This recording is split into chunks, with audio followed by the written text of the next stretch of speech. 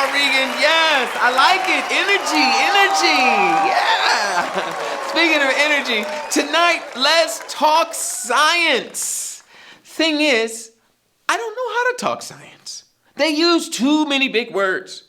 And they're not just big words. It looks like just letters put together that don't go together. For example, look at this word. You can't even say that word. Look, you can't even use phonics to sound it out. But this actually means something. Nobody uses these words except scientists. And to be honest, I don't even think they use them, right? You need a translator to translate the translator. I had an idea, like bling, the light came on, you know? Science? Maybe I could learn more about science through jokes. So I went to Google and searched science jokes. I didn't get it. Look, here's the joke, right? I would tell you a good chemistry joke, but all the good ones are gone. Anybody? Argon is the punchline. Anybody? The only argon I know is the oil from Morocco. You use it in the hip. Make you feel good, look good. Some even cook with it. That's the only argon I know. But I had to look up the punchline. Now check this out. Argon is the most common noble gas, making up nearly 1% of the Earth's atmosphere. Huh? Yeah, I know, right? Science. I'll read another one. One tectonic plate bumped into another tectonic plate and said, "Sorry, my fault." No, crickets. Crickets. Not one scientist in the audience. Not one. Where are you? To understand this one, I had to go to a section that said, "What are tectonic plates for kids?" Guess what it is? Tectonic plates are pieces of land that connect together on the Earth's outer shell. You could think of them like a giant round puzzle that cover the Earth underneath the ground. These pieces bump together and move even though it's only a couple of centimeters a year. Yeah, I'm learning science. Here's another one. Never trust atoms. They make up everything. Yes, I got that one. Yeah, I mean, all atoms, you guys got problems. Yeah. Wait, no matter how popular they get, antibiotics will never go viral. Yes, I got that one too. Wait. Why did the cloud date the fog? Because he was so down to earth. Yes, I'm getting them all now. Oh my God. Wait, when a plant is sad, what do other plants do? Photosynthesize. I'm on fire. Yes. Wait, hey, listen. If you are not a part of the solution, you are part of the If you are not a part of the solution, you are part of the precipitate. Yeah, I know, right? That was challenging. I'm using that one on somebody in real life. Okay. All right, let me bring it back. I was reading a book on helium and I couldn't put it down. Yes, I'm scientifically killing it tonight. Oh, my guests tonight are amazing scientists, inventors, right? I'm excited to learn more science. Are you excited to learn more science? Yes! Amazing scientists, wow, that our community have. Omar Yagi, right? Naveed Saeed. Oh, Dr. Khan. Amazing scientists. So guys, stay tuned and I'll introduce them to you and they'll teach us more science when we'll be right back.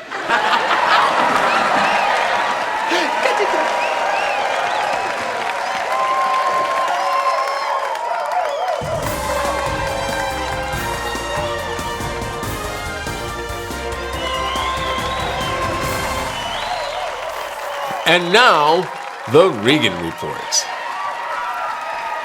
In the news today is this word, Numino-ultramicroscopic silicovolcanoconiosis. The P is silent.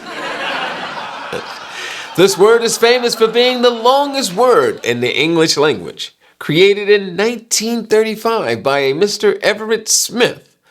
When asked, "What is it?" he replied, "Oh, it's a lung disease." We wondered, why couldn't you just say lung disease? But it's caused by inhalation of crystalline silica volcanic dust. The word was so long, they nicknamed it by the number of letters it took to spell it. P45. Numino-ultramicroscopic silicovolcanoconiosis. Supercalifragilisticexpialidocious. Bars. Now, contrary to popular belief, many scientists do believe in God and are actually religious. Einstein's essay, published in 1954, quote, "Science without religion is lame, and religion without science is blind." Wow. And this has been the Regan Report.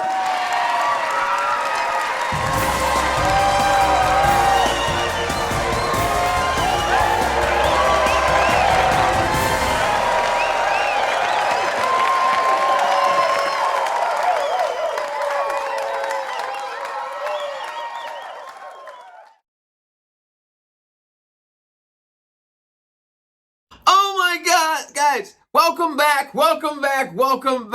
Listen, so we've been talking science. Well, at least I've been talking science, and you guys have just been looking at me like, I don't know what to do. I'm telling you all of my good scientific jokes, and you guys are not getting it. So I had to call on someone, the one and only. This guy is a scientist of all scientists. Matter of fact, his name should be Science. Yep. Science, come here, Science.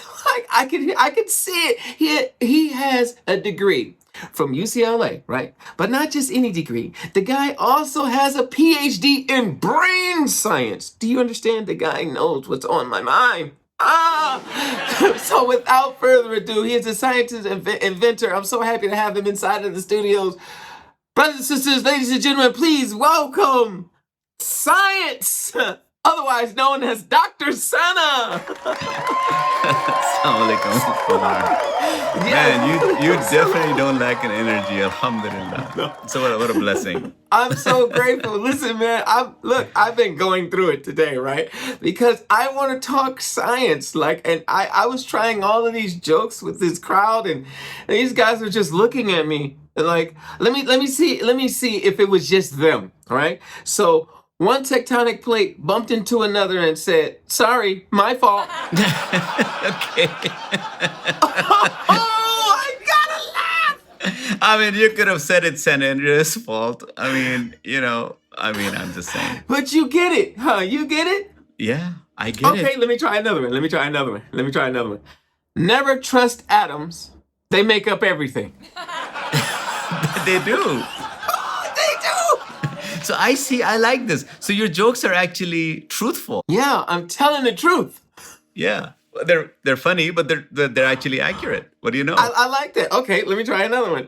No matter how popular they get, antibiotics will never go viral. Yeah. Okay, Omar. Now, you know what our kids are gonna say, right? These are totally like dad jokes, right? Right? Scientific dad jokes. I would tell you a good chemistry joke, but all the good ones are gone. One would have to know the periodic table in order to appreciate that argon joke. Ooh, did he say periodic table? This is getting. Hey, Yeah. guys, we getting him in there, right? He's starting to join me. If you're not a part of. What do you do with sick people? What do you do with sick people, Omar? What do you do with 6 people? You helium. Oh, I like that. I was gonna tell you that I was reading a book on helium and I couldn't put it down. Oh. Okay, you know what the dad jokes, kids are actually what they really mean. It's not a compliment, right? They say dad jokes, really they mean bad jokes. Oh. Well, hey, you tell I'm sorry. them if you're not a part of the solution, you're a part of the precipitate. That's what you tell them. Stop. Okay, now you have to be a chemistry major to actually figure out what you just said. Why is that funny? Look, even I don't know. It's even better. But I'm so happy that you understand my language. Matter of fact, speaking of understanding my language, can you say this word? This word? Yes, this word that's on the screen I just said, right here. You asked me to say this word. I just said this word. Oh, he's getting it. That's pretty good. I like that. This is a science guy. What is that? That's the longest word in medicine, I think. Yeah, the longest word. But please don't ask me to pronounce it. Oh man, I'm really Can you do it? getting Can you do it? Numinal ultramicroscopic volcanoconiosis. Yeah. And I know what it is too. It's a lung disease caused by inhaling volcano dust. I think you might be dead before you even inhale the dust if you're in a volcano. I was thinking the same thing, but at least they have a name for it, although nobody can pronounce it. What's wrong with them? Oh, numinal ultramicroscopic volcanoconiosis. I think the question would be like, what's wrong with this person? Why did he die? And the answer would be stupidity. Why was he there? I'm having too much fun. So listen, you know science. You know all about science. You're the science guy. And so what's going on? What's on my mind right now with my brain? You know my brain better than I do. Well, I can give you one prediction that's in your mind. Okay. You want me to go try it? Okay. Yeah. I think you might even be sharing that with most of the audience, Omar. Right? I think right now, everyone's really thinking somewhere along the way about COVID-19 and what's happening in our world today and what's going on. And so how is that? One of my guesses would be that you have COVID-19 on your mind. Wow. You're really good. Thank you. How do you do these things? I do have COVID-19 in front of my mind, the back of my mind, on both sides of my mind. Like, oh no.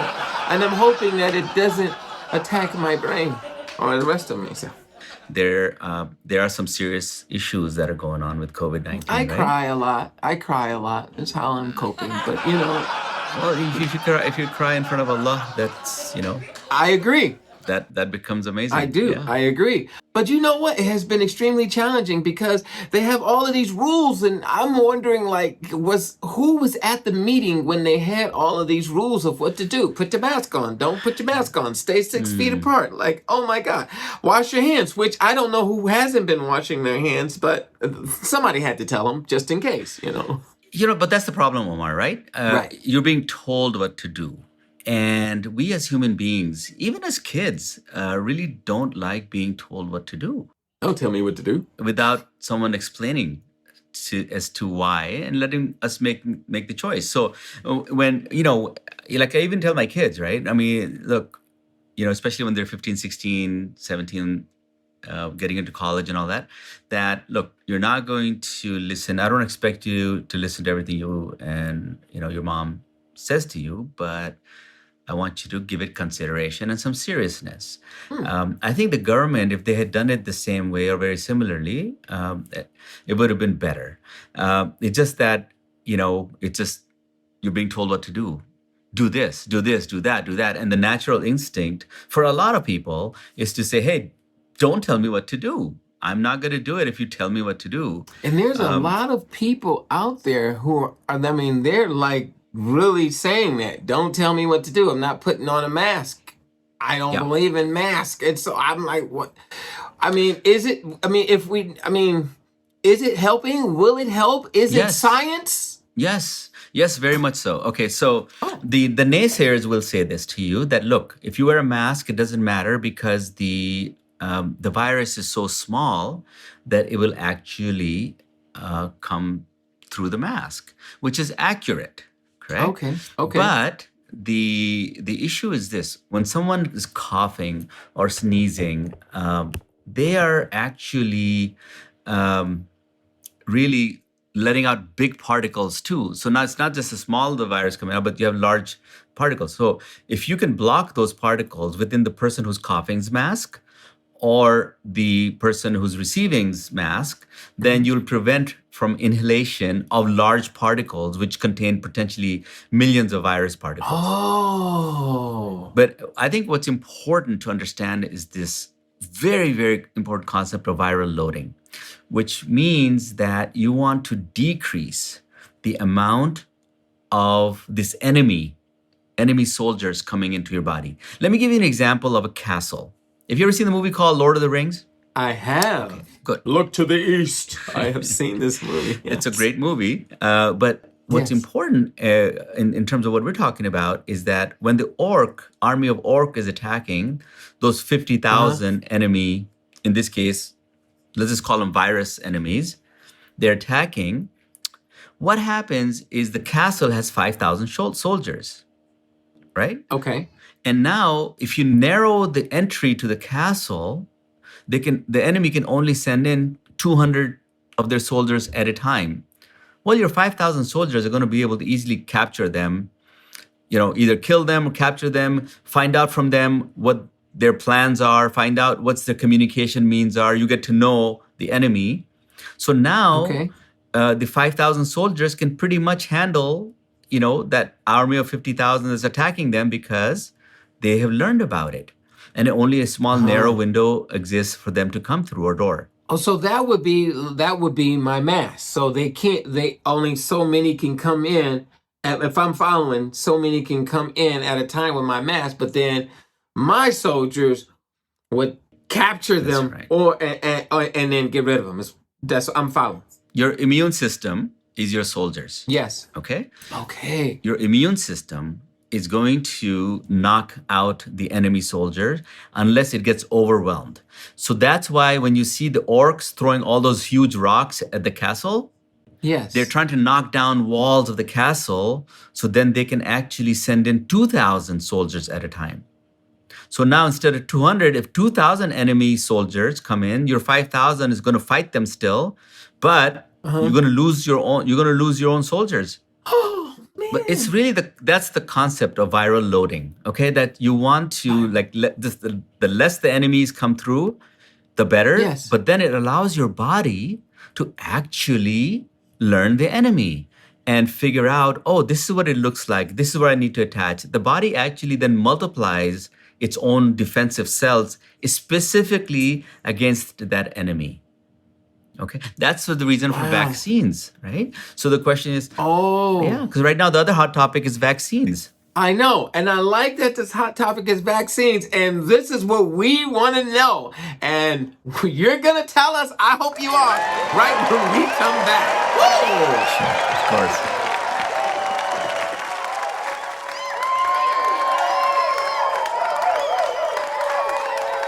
Welcome back. I'm sitting here in the studio and we're talking science with the one and only Dr. Sana, this man, PhD in brain science, a science inventor himself. Like he knows all about the body, and he knows COVID as an enemy. Let's find out about the vaccines. Sure. So, the way that the vaccines actually work. So this is, of course, my medical background, I guess more than the PhD background. The PhD background is a lot more for the statistics and the analytics. The medical MD is on the... How many do you have? How many do you have? I'm just... So I have my medical degree from UCLA, Yes. and I have a PhD in neurophysiology and a PhD in clinical anatomy. Wow. How long had you been in school? Altogether, from beginning to end, 29 years. Wow, you know a lot. That is amazing. How did your brain, Let me put it this way. After high school, 17 years. How about that? How about I make it easier for you? Ooh, you are amazing. You know what you're talking about. I said that because, somebody that's researching and you're not just speaking from just speaking. You really, you know what you're talking about. Your theory, your ideas, your opinions is actually based on real studies and research. Yeah, data is important in all of this. So it's really it's very important to understand that the COVID-19 is really, in terms of fatalities, is very highly skewed towards the elderly population. So if you take a 25-year-old healthy adult compared to a 65-year-old who gets who tests positive for coronavirus, there's a 90 times, not percent, 90 times higher likelihood of the 65-year-old to have mortality. Okay. But why is that? Why is Well, that? I'll tell you in a second. So 75-year-old has a 220 times higher chance, multiple. 85-year older have a 620 times higher likelihood of mortality.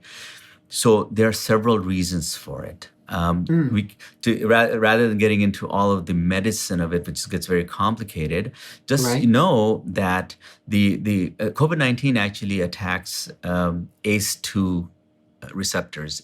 They happen to be in our lungs. They happen to be in our heart muscles. These receptors happen to be in our blood vessels. So the coronavirus actually it's a lock and key mechanism. So it Okay. actually attaches to that receptor, opens up that cell because the cell now recognizes, oh, the key makes sense. It's a self key. It goes inside the cell and then takes over the cell's machinery and starts replicating itself. The virus. But how's he have the key? How's he have the key? He doesn't belong in our body. How's he doing this? So it doesn't have a key for all of the cells, only specific cell. And that what happens is that we get attacked all the time by antigens, by foreign bodies, whether it's a bacteria, whether it's a virus, whether it's a fungus, even we inhale dust. All of these are foreign substances to our body. So what happens is when a foreign substance, like a virus or bacteria, if it goes in, our immune system identifies it, kills it off. But if it goes into a weak immune system, so immune system doesn't respond as well. And it latches onto the cells that it recognizes. Aha, I can fool this cell into letting me in. It's kind of like, the enemy soldiers and spies, and they do the Yes. secret knock, tat, tat, tat, tat, tat, tat, right? Oh. And the inside soldier thinks, oh, okay, this is one of our knocks. Let him in. Opens the door, bam. not. It's not, This right? sounds like the Matrix. It is kind of like the Matrix. Because Yes. I was automatically thinking that this is an inside job. But what part of my body is helping out this virus and giving them the key to my cells? But that's not the case. Yeah, so the enemy has found a cell, which is in many, many organs, ACE2 receptors, that allows it to enter the cell. Then it's very tricky. It actually takes over the cell's own machinery to replicate itself. And then enough of it forms where it bursts, and now you got hundreds of thousands or millions of viruses all of a sudden coming out and attacking other cells that have ACE2 receptors. Oh, and now we've been infiltrated. Right. And your body Oh. will mount a response, except that it takes time because it's a novel virus. We haven't seen it before. Right. So it takes time, like a new enemy. You don't know its codes, you don't know its methods, you don't know its kind of weapons. It takes longer for your military to attack back because they're trying to figure out who is it, what is it. So that's what the vaccines allow you to do. They will actually introduce to your body these epitopes or these coverings that this COVID-19 has. Okay. And so the body then mounts a response against that covering area Okay. without having the full virus to the body. So it doesn't go in there and says, okay, I'm going to attack the cells. Just that outside part of the cell of the virus is then introduced to the body, which then mounts the response and says, aha, now I know this enemy. Oh. So when the virus actually comes in, the body already has all these soldiers ready to attack it and kill it off quickly. So all right. So I'm understanding this right. That means we've the vaccine. We've captured a replica of this enemy, right? Yes. From capturing the enemy from the virus itself. Then we've studied it. So we need to put it inside of the body so that the body can build up the army to know this enemy, and we wipe it all the way out. And that's the vaccine. That's right. You can't take over the body, and as you said, it's in the respiratory, In the cardiovascular system, in the heart, in the vessels, in the kidney. Oh, Because these ACE2 receptors exist in all different areas of the body, or many, many different areas. Man. That's why you see people getting lung disease. They have some people get Yes. heart disease. Some people are getting kidney. It's diabetic people are vulnerable to it because their vessels are already they're already compromised. People that have lung diseases are more vulnerable to it because their lungs are all compromised. Have heart disease. Right. As you Right. get older, Omar, we get a variety of different kinds of things happening to us anyway. So we have weaker organs, a weaker immune system. And so this virus gets in there, starts multiplying, and our body doesn't respond fast enough. Our immune system doesn't fight back fast enough. So it can then affect these organs. So that's why when you say people have comorbidities, they have a much likelihood of being affected by this virus than younger, healthier people. Because that means our organs have been working for as long as we've been here. Their organs work nonstop. They don't get a rest, right? They work nonstop. And they're moving a little bit slower. And so then this virus is coming in and it's new with all of this energy. And it's overpowering, and it just, I get it. It's really the fact that it's a novel virus, meaning that body hasn't seen it before. So immune system requires multiple days, 2, 3, 5, 6 days to mount a response. But during that time, if your other organs are weak, then they get overwhelmed by the virus. If you're a younger person, you're not going to get overwhelmed because your heart says, okay, you got the lungs have a problem. I have to work a little harder. No big deal. I'll pump more blood. Right. You see? But if you have a diseased heart and it tries to pump more blood, it can't because it's weaker. Well, if the other tissues in the body don't get as much oxygen from the blood, then they start to get affected. Now your lungs are affected, your heart is affected, the blood that carries all this nutrition and oxygen is not getting to other organs, they're going to start failing. Man, that's so tell me, these vaccines, like how many different kinds of vaccines is it? I just was reading before, and I don't know if this is fake news. It could be fake news. I don't know, right? But there were like 23 people in Norway took the vaccine and died all on the same day. Yeah, so that's the issue also, right? First of all, we don't know why specifically in Norway these people have died because there really hasn't been any news in the US, and millions of vaccines have been given out. Right. So we don't know what else was going on. Who knows? God knows who mixed up what with what and where, how. So it's hard to say that. Now, there was also another question too, is because how did Norway get the Pfizer? So it could be fake news. It could be. I'm not sure. No, it could be real news. It's just that maybe the people who were mixing, or protecting the virus weren't, or somebody maybe came in and gave the wrong injection. Yes. Right? Because if the vaccine was so dangerous, you would be hearing reports from all over the world because the Pfizer and Moderna, the two ones that are right now FDA approved, are being taken by millions of people. Okay. So my concern was initially that with an N of 40,000, test of 40,000, I don't know if people are going to have anaphylactic shocks or what's going to happen. That is an immediate response to the vaccine, adverse response. But now millions of people have taken it. And really that my concern from that perspective is mitigated a lot. What I don't know is potentially what's the long-term consequence of the vaccine. Short-term meaning 2 days, 3 days, we know really nothing is happening. Right. But we don't know what will happen in 6 months, 6 years. So there are some people that are like, they are hesitant and rightfully so. Normally our vaccines are tested for years and years before they're released. But for the elderly, honestly, I have to tell you that I'm encouraging my parents to take it. That's a big deal. And then the reason why I say that's a big deal is because you love your parents. So you wouldn't tell them, to do something you're in this field. This is actually helping me because I was one of those, skeptics. I'm like, oh no, they're trying to get us all. They're going to put a chip in me. And so, I was hearing that if you get the vaccine, you may start speaking Chinese, which was actually a good thing because I want to learn Chinese. But I don't know if that's true. I was hearing people were turning and having some little jitters, which is pretty cool because I always want to dance pretty good, but if I could control it. But all of those things are not really happening among millions of people, like you said. So that's... Well, look, they already put a chip in you. You carry it with you all the time in your pocket. Oh, yes, and true. that phone also helps you. Not only can they track you if they wanted to, right? You can also speak Chinese for Ni you. hao ma. You can speak English, and it'll actually translate it for you, Yes, right? yes, In that's Chinese, true. of course. Yes. And yeah, I mean, it just, I mean, the fear of them being able to track you.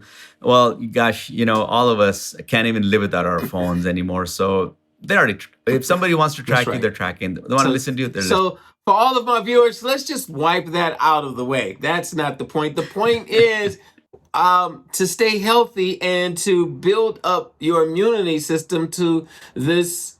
How do you call it? This new virus, but you call it. What did you say it is? Novel. It's a novel I thought virus, right? novels was a story, but it's okay. Let's keep going. So yeah, so I just, that's, so there are two types of vaccines. Okay. They're both pretty equally effective. Right now, they're FDA approved, of course, right? So you have Pfizer and Moderna. Pfizer actually, typically in the hospital, you'll get the Pfizer vaccine. Okay. It is because it needs to be under minus 70 degrees. It needs to be stored at very, very low temperatures. That's why the hospitals are able to do it. The Moderna vaccine can be refrigerator stored. So the Moderna is going to be typically the ones that you're going to get out in the not hospital world. They're both, so Moderna is 94.5% effective.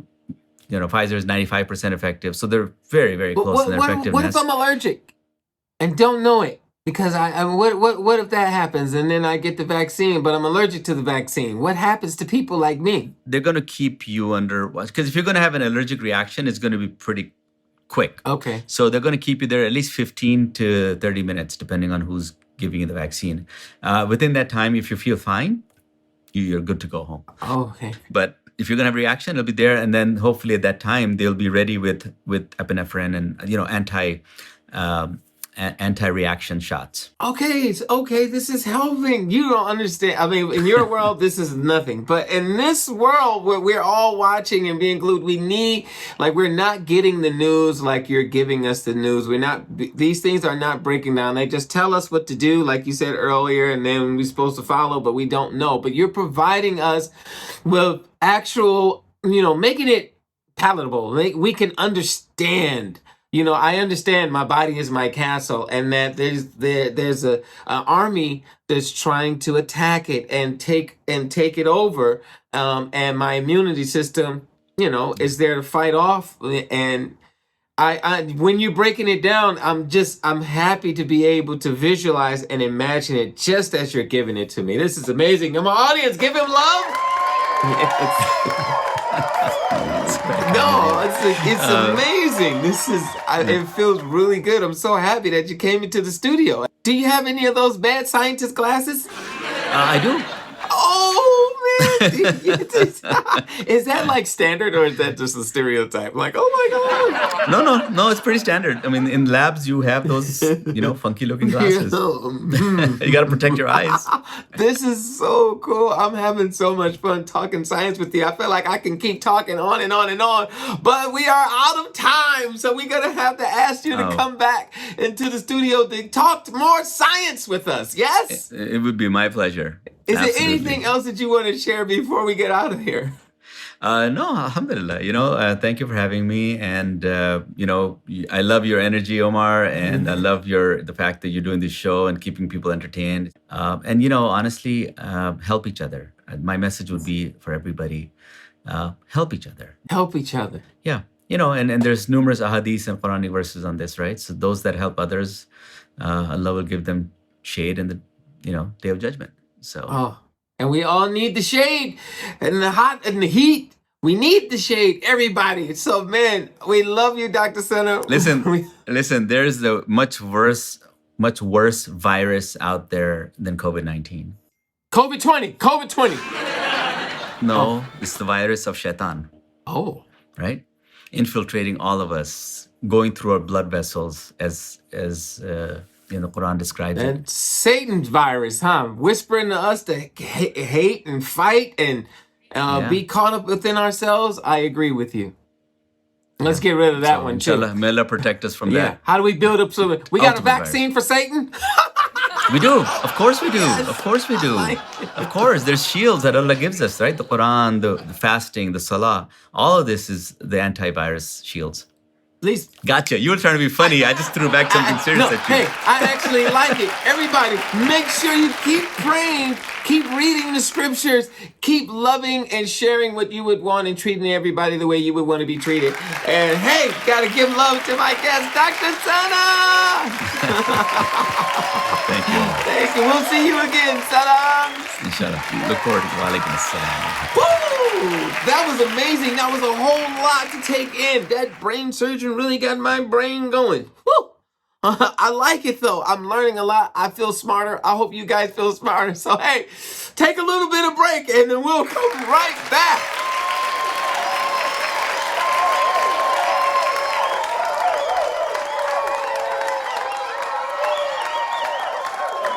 Yes!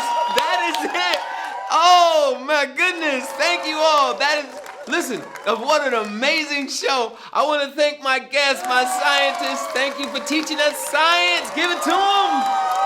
Yes, I know. I'm your host, Omar Regan. Thank all of you. Thank all of me. Thank all of we. Hey! And we'll see you next time.